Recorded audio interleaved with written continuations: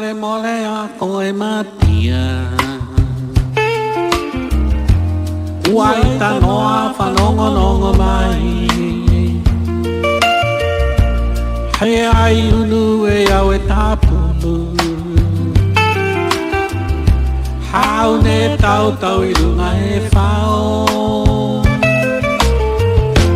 Ai koe tau mena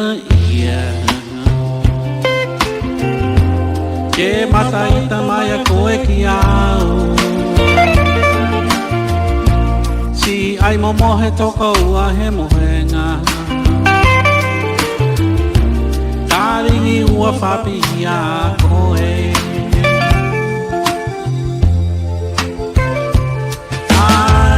Anita, Anita,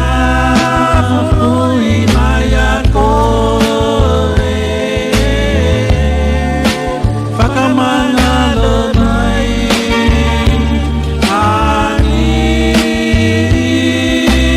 Anita Whakamole mole a koe matia Uai ta noa whanongo nongo mai He ai unu e au e tāpulu Hau ne tau tau i runga he whao Ai koe tau mena ia Ke mata i ta mai koe ki au Si ai momo e toko ua he mohenga Taringi ua whapihi a koe